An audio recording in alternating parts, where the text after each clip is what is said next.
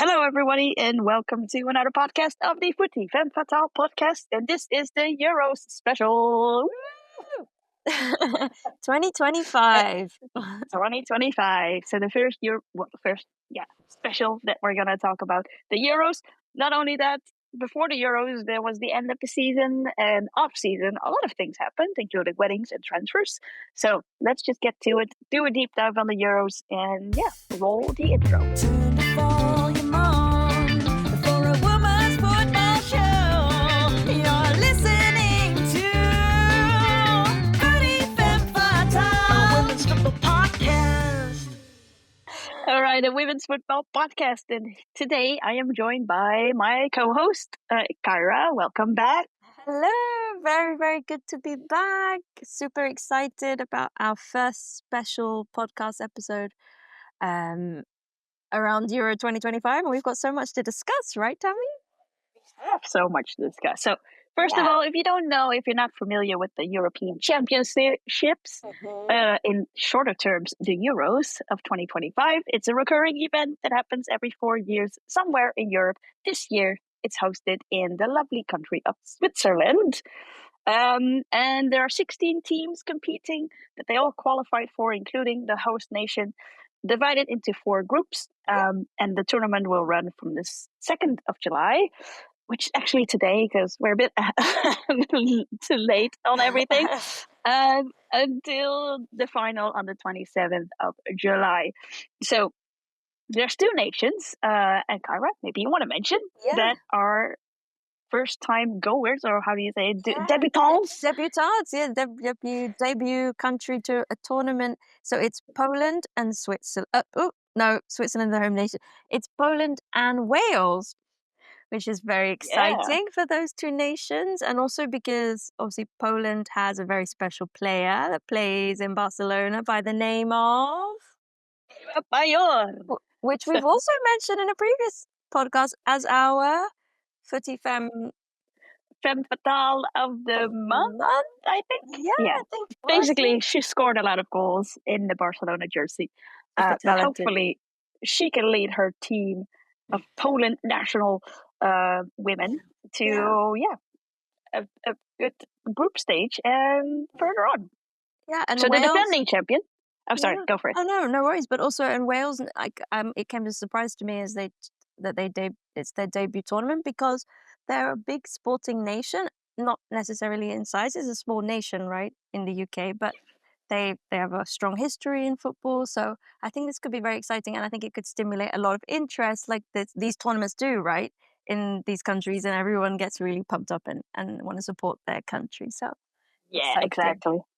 Yeah, in case you don't know, every nation has their own home base somewhere in Switzerland, and everything is hyped up for them and everything is taken care of. So it's not, it looks like a really fun outing with your team, but also, you're there to train and to hype yourself up for the group stages and hopefully beyond that as well. So who is the defending champion? Well, do you really have to ask? It's England. And that does feel like a long time ago now, considering what happened at the World Cup.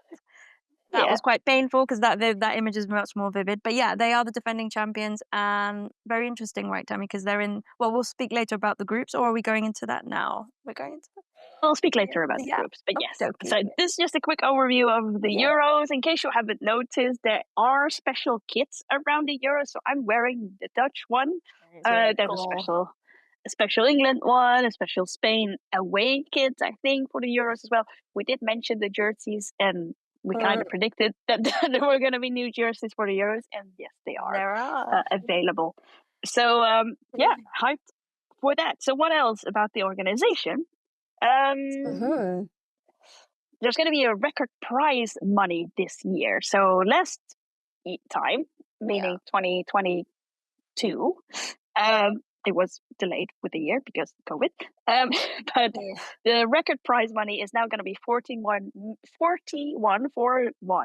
million in total prize money. So that's an increase of 156% compared to last time when it was hosted in England. Which is a big deal. big deal because that tournament, as I remember correctly, was watched by a lot of people. I think obviously Yeah. the most people that's ever watched it, there was a lot of hype around it. So I think that is showing in the revenue that was made, right? It all falls down to the team. But yeah, big increase. Yeah. Big increase. And I know from some local football associations, I think the German Football Association and might be a couple others as well, they also said if our team is going to win the Euros, they're going to receive a bonus as well. So more motivation for the teams to do well. Um, but yeah, let's see if that happens. Indeed. Speaking of the organization, I myself, spoiler alert, I will go to Switzerland tomorrow, actually. I'm so And one of jealous. the things, one of the things that I already got an email about is that there will be free travel. Yeah, free to travel with public transport on match day for ticket holders. So that's a big sentence. So if you have a ticket for a match, in my case, I have tickets for all the group stages of the Netherlands. Show Those off. matches, then you can travel by public transport for free. So it's a really good deal, to say the least. So they really encourage you to use public transport, not come by car, but just use the train. There obviously will be events around the city. So I will go to Luzern, Basel, and Zurich, and there's always a fan And area, yeah, fan zone. yeah, So it's so I'm fun. really curious. Yeah, let's see Yeah, how that's gonna happen. gonna be cool. Wow. So, in terms of the mood of the country, normally when we have big tournaments like the World Championships or the Euros with the men's team, there's a lot of hype around it. So we wanted to have a personal opinion and see how if that's going on. I'm a Dutch Yeah, native. Kyra is from England. So yeah, Kyra, how yeah. does that work for you, or how is it in England when there's a big tournament? Yeah, no, it's a great question. Also because Tammy, you and I were just talking about that socially, like alone. We are like, oh, sending pictures and stuff. So basically, from my experience, there is a lot of, well, first of all, there's a lot of pride in football. And for example, the men's under 21s European Championships just happened and England won. And it was as if as soon as they won, it was like the people that were never really watching under 21s football suddenly really got into it. So what I'm saying is I think there's a lot of pride and they put a lot in advertising. Yeah. I did notice, and I think maybe Tammy, you agree as well, that there's a lot more in men than women. For example, there's usually a song. We take that for granted, but it's usually at the World Cups, but also at the Euros, there's some sort of release of it. It's almost on such a high, wide and level that Yeah. it's entering everything. It's entering the cinema, it's entering ads. And so yeah, with the women's I've seen some advertising, some newspapers, some magazines, the stickers, everyone loves the football sticker books, but it's Yes. still a little bit less in comparison. But yeah, I'm curious what it's like for the women's Netherlands team. What have you seen and how does it compare? So, as a country, we're very nationalistic when it comes to these big tournaments. And by that, I mean, commercially speaking, all the big brands, the big supermarkets will have some sort of special line with including stickers or including some other merch that you can get or collect um, around the team. Mhm. So by Yeah. big brands, I mean Albert Heijn, Jumbo, all the big supermarkets, um, Mm. McDonald's even. So Yeah, yeah. there's nothing like that at the moment. The tournament has already started, so if they are gonna include something, it's kind of late. Yeah. Yeah. So that made me a bit upset, to say the least, because I feel like this is, Mhm. a vicious circle of saying people don't care about women's football, then not doing anything commercially with it or not seizing the opportunity to do something about it, and then saying, well, because nobody cares about football. Because it's like, Yeah. Yeah. yeah, you're keeping this circle entertained instead of like Action. trying to, yeah, Yeah, invest. appropriate. Indeed, investing in it, and like we just said with, the there is money in it. There are, what do you call it, world record viewership, so and especially in the Dutch women's team, I remember a lot of people were watching, so in Yeah, previous years, I think 2018, you got to the final, right? I think 2017 we won the 2017. champions. Yeah, Yeah, yeah, right. That was huge, and so, yeah, what do we call it? yeah. Walk the walk, talk the talk, show us that in your Yeah, advertising exactly. money. Yeah. Exactly. So for me, I did pay attention. I watch TV like regular cable TV, and there is one commercial from the bank, but that's also like the main sponsor of the women's team. So it's like it makes sense that there's a commercial for them, but it's literally Yeah. the only one. So Yeah. that's the commercial side of it. And then if you look at it from an audience point of view, you know, as I said, we're very nationalistic. We love the color orange. Yes, So we you would dress do. up houses, whole streets that would be Yes. orange just for the Yeah, summer. Even if we don't make it through the group stage, it's still going to be there. I agree. And Yeah. I don't see any of that anywhere. So it's a bit, Yeah. That's yeah, funny now that you mention it. Yeah, the what do you call them? Those oh, I always forget this word. The bunting, we call it in English. Those flags. The flags just yeah, like they're yeah, not here. You're right. I totally forgot. And whole houses are decked out in the shirts and the hats. And yeah, that's strange. And tell me a quick one. Have you seen, because I said this to you yesterday, have you seen any advertising or gone to a bar or a pub and seen highlight or women's games being shown and them highlighting and coming? That's huge in the men's. yeah, no, Yeah, I haven't no, seen any I as well. haven't. Oh, I recently saw an article that there was a women's sports bar in Rotterdam opening just exclusively for women's sport. And it yeah, was like a pop up like experiment just ahead of the Euros, especially for the Euros. yeah, Uh, so hopefully that's something where people are gonna come to. But I haven't yeah, seen anything in particular. I can remember. I can tell you a personal story if you want. yeah, of course, yeah. The World Cup. I think it was the World Cup where the Netherlands was playing France in the quarterfinal, I think. And Mm-hmm. I went with a group of friends who were like, "Oh, let's just go to a bar and Mm-hmm. watch the game." So we Mm-hmm. literally walked through Amsterdam, the biggest city in the Netherlands, and Yeah. tried to find a spot where we can see this match. And there was no one. So we went in an You're empty bar joking. and they had a beamer. And then we were like, "Can we watch the match?" Because, oh, sure, we'll roll down the beamer. And we were literally the only ones in the bar. And then it didn't work. And then we had to walk to another bar. And then No, we Tammy. eventually were in a really small bar in the Yeah. back room where they were watching the game. And that was it. So I'm just like, I want to say that there's that's a huge different, market here. but it has to be Yeah, different now, right? I won't say that because that is really shameful. Now it must it be is. different. I hope so, but I don't think different enough. That's the thing. Yeah. That's the thing. So So, yeah. yeah, just one more. As I said there was nothing, but I think I mentioned to you earlier about this company called Baller FC, and they host in I think it's in in the UK, mostly in London. I think they host collective watch along parties, inclusive and friendly and stuff. So there is one, but I like I say, I'm not seeing it as regularly as I would on a poster or what do you want a chalkboard outside a Stumcrook or a pub or whatever. So Yeah. it's not the same level. And yeah, where is it? I hope we can No, it's a watch it in shame. our local place. Yeah, no, Yeah. exactly. Yeah. I just wish there was more around it a bit more. Yeah. Anyway, so Me too.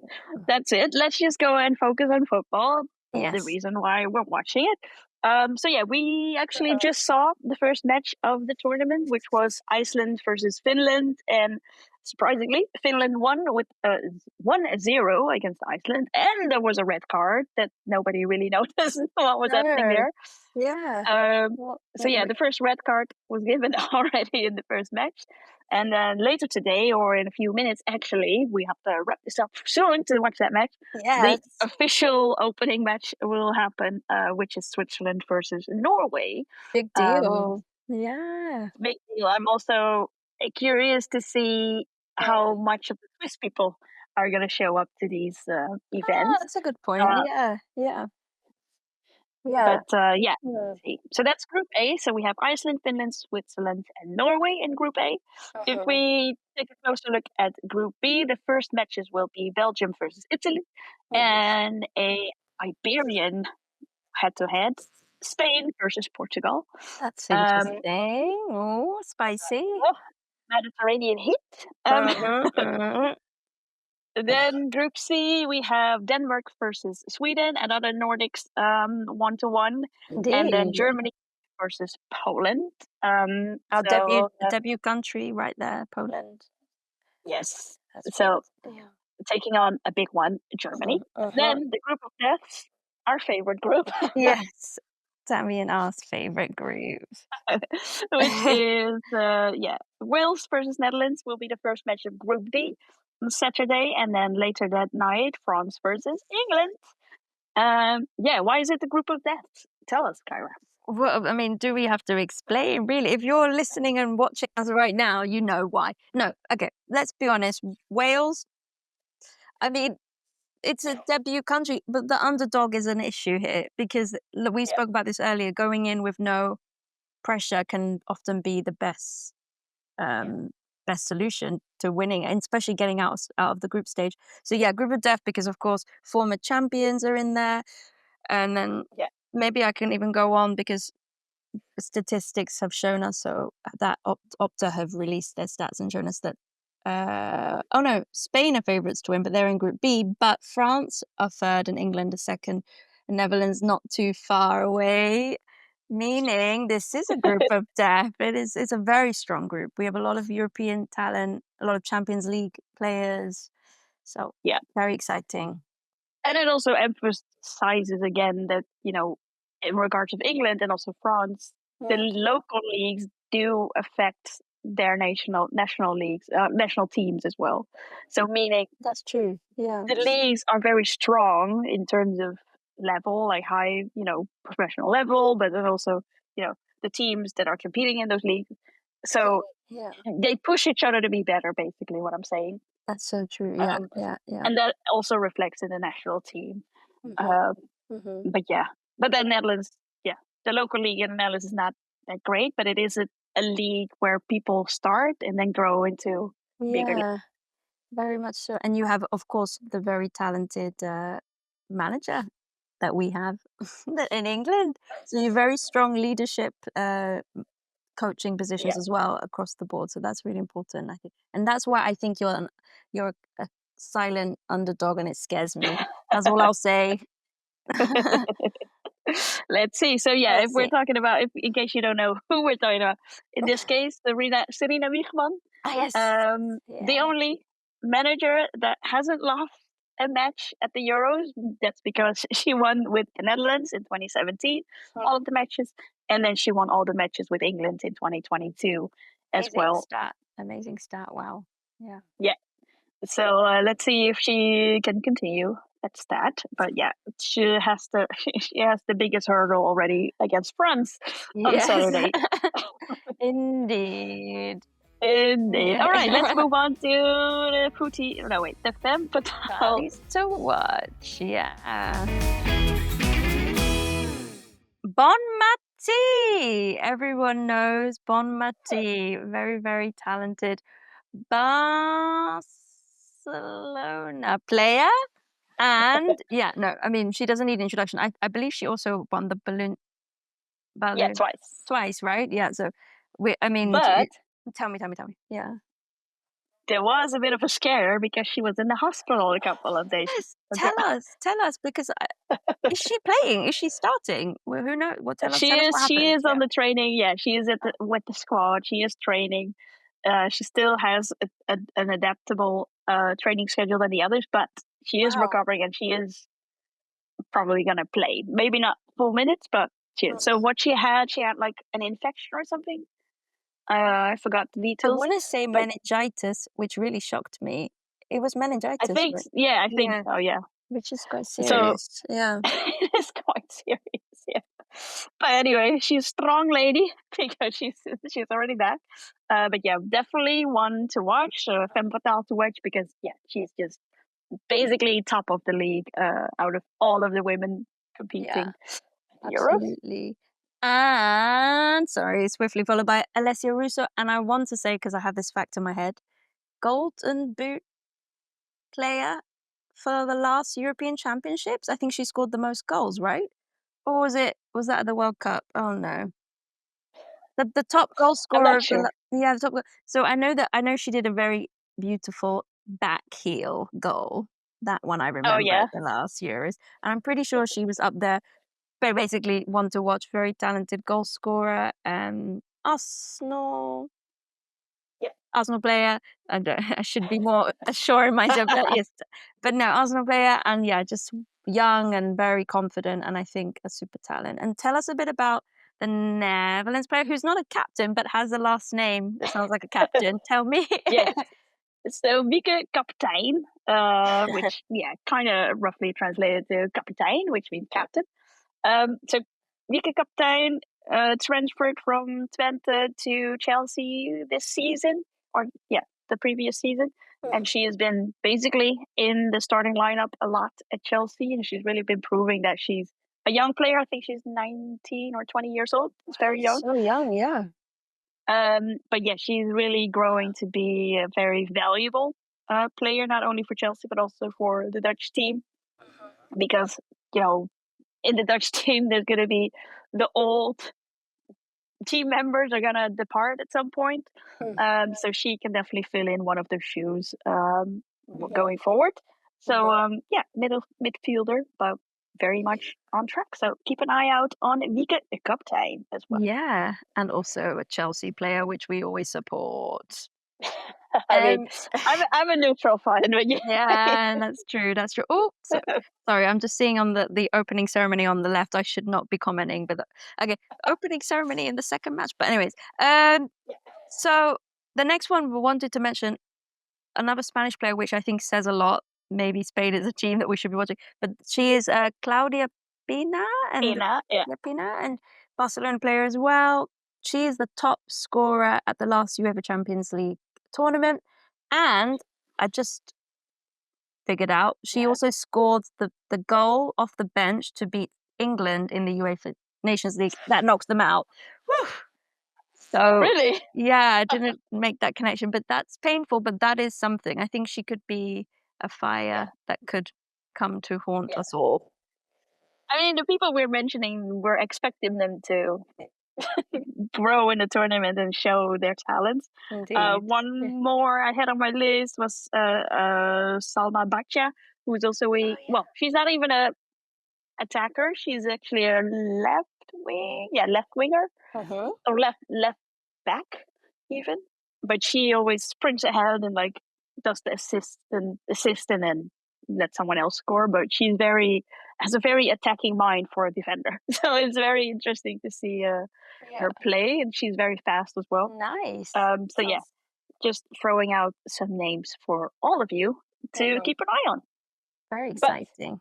But speaking of names, who are we missing though? There's a lot of players that have retired or that have other things that are missing out on these Euros. So there's a bunch of English players. So Kyra, go ahead. Who are we missing? Yeah. I mean, it happened not even that long ago. We suddenly, I think, in a space of a couple of days, we had all these dropouts, and it was really alarming. So one of them was Millie Bright, Chelsea player, also regular in the England women's national team.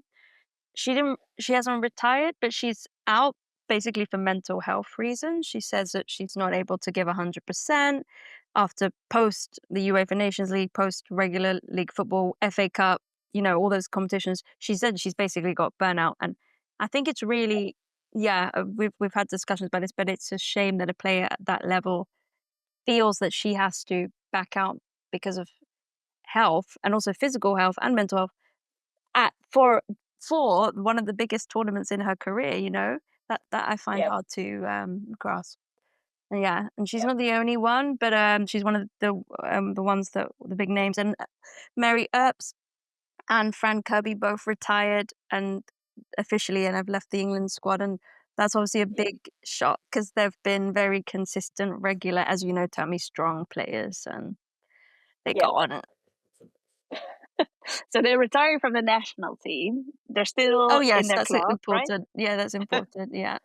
But it's a big loss for England, I think. Yeah, I think so too. I'm let's see what happens. And there's more, right, Tammy? France. So one of the big legendary players of the French national team, Wendy Renard, the defender from Olympique Lyon, she is also not selected for this year's team.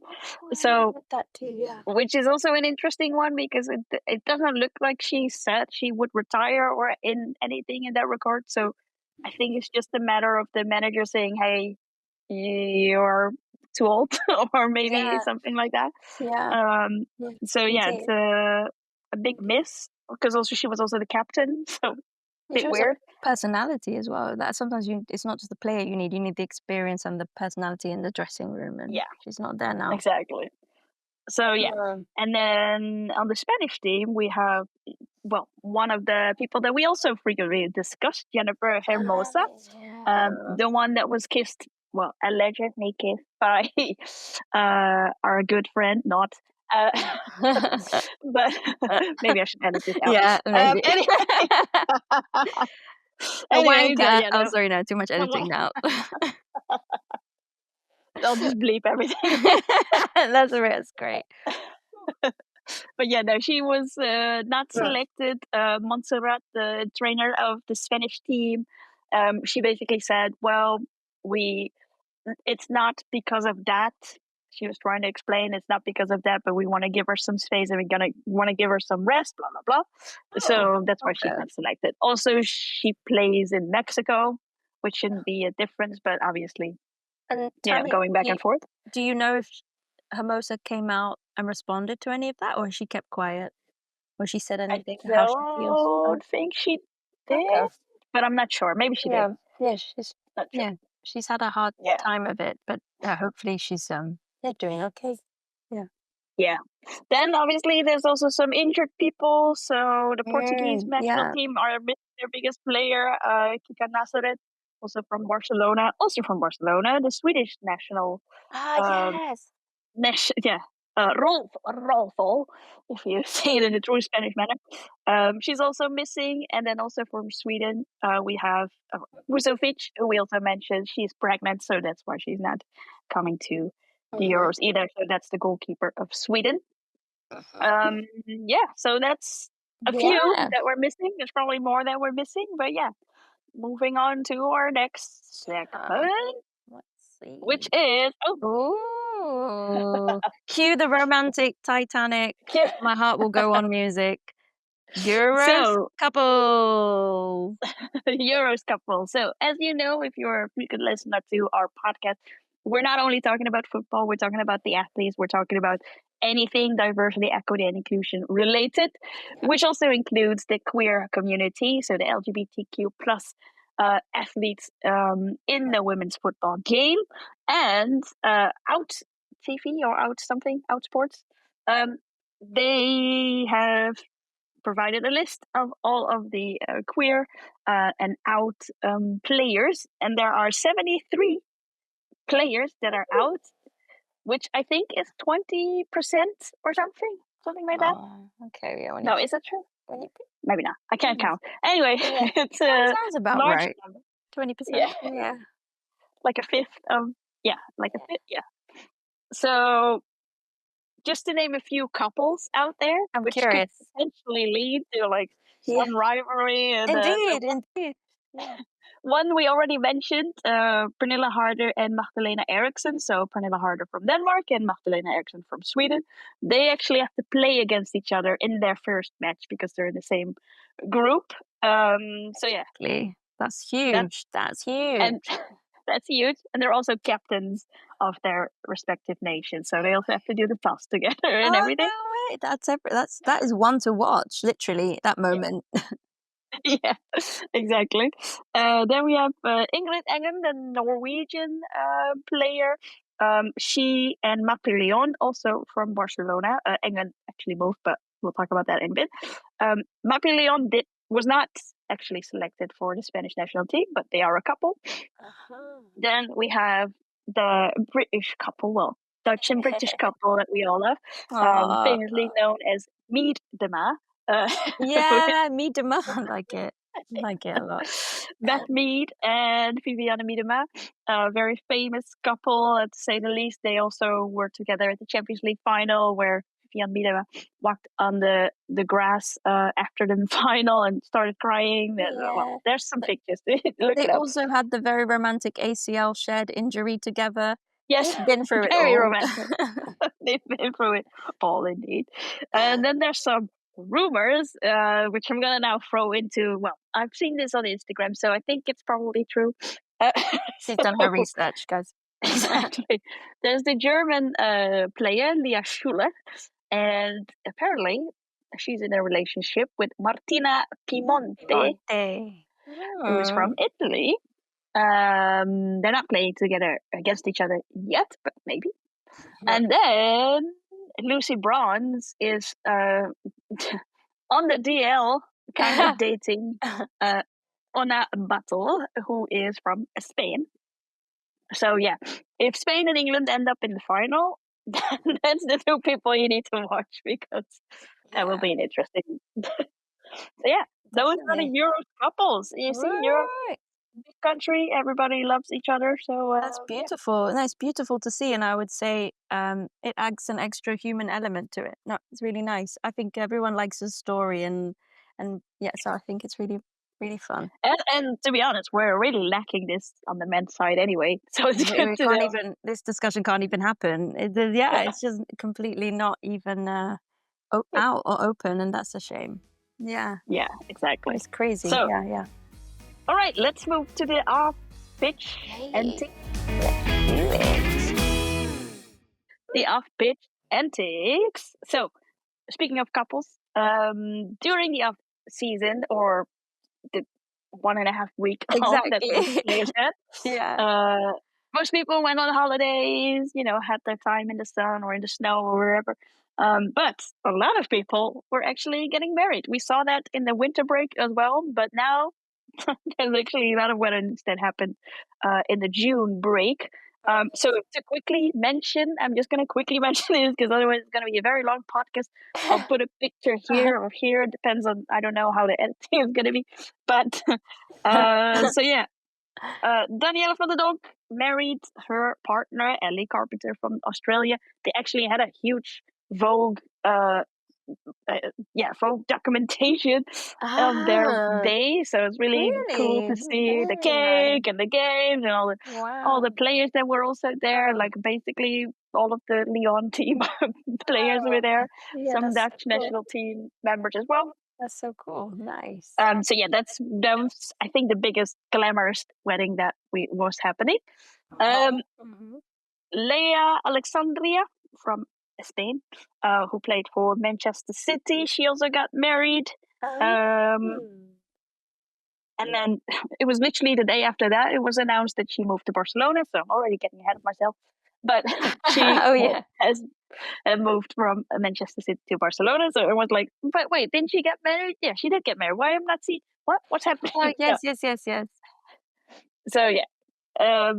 Celine Bizet from Norway also got married. Bethany England from England got married. Oh, gosh. Steph Williams from Wales. And Williams is a very Welsh last name. That's beautiful. Williams in England. Williams in England. And lastly, Alba Redondo, also Spanish. She also got married to a woman. So yeah, lots of queer weddings also. So yay, wedding season is done. Amazing that they can, between all the tournaments, can still have time to organize one of the most stressful and biggest days of their lives. Oh, wait. Exactly. Massive respect. But yeah. Then, as we all know, when it's off season, there's also transfers happening. So I already mentioned Leia Alexandra moved from City to Barca. Ingrid Engen, who we also mentioned in the Euros couples, she, the Norwegian international, moved from Barcelona to Olympique Lyon. Carpenter. Is it the other way? Ingrid moved from Lyon. No. Oh, no, you're right. Sorry. Yeah. Tammy knows her facts. Kyra does not. Go on. Then we have Ellie Carpenter.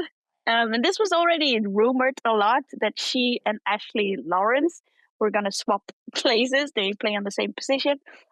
Ashley Lawrence plays at Chelsea, Ellie Carpenter at Lyon. And yes, it happened. So yesterday we saw Ashley Lawrence moving to Lyon.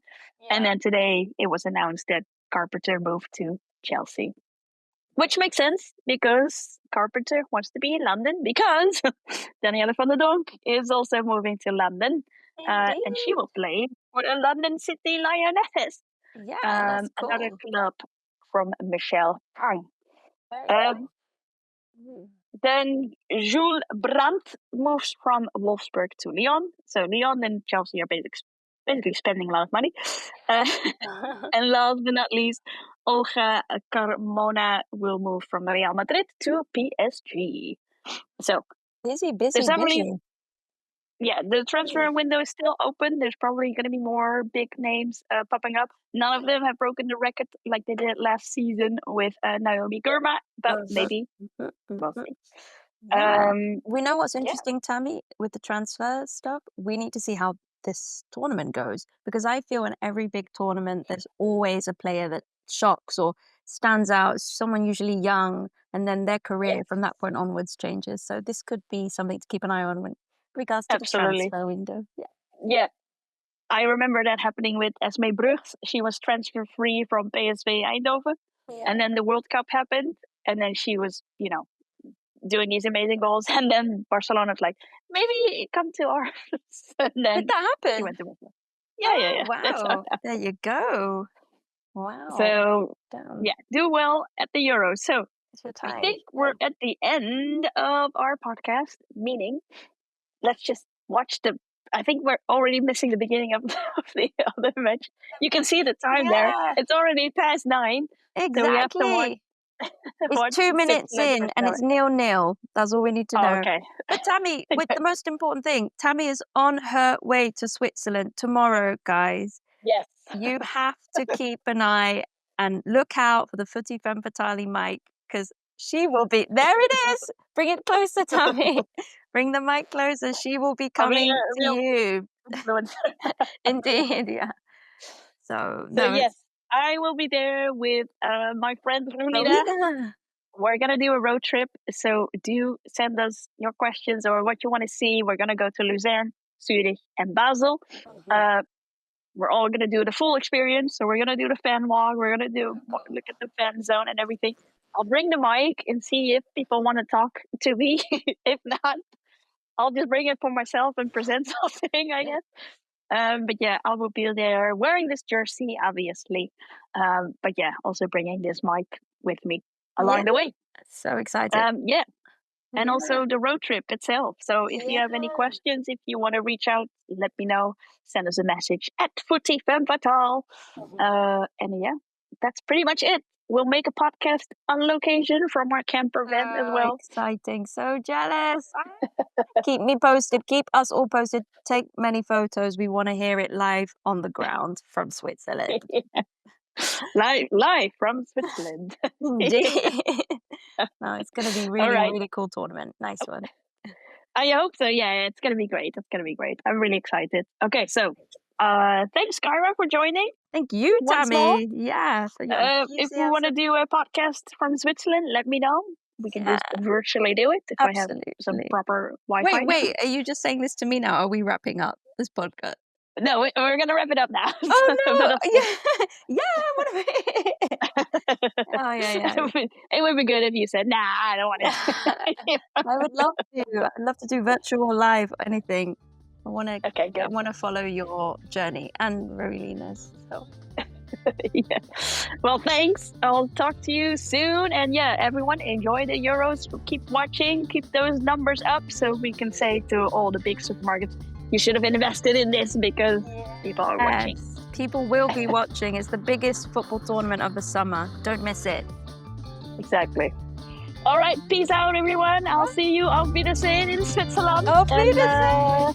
Tschüss. Enjoy. Femme Fatale, Women's Football Podcast.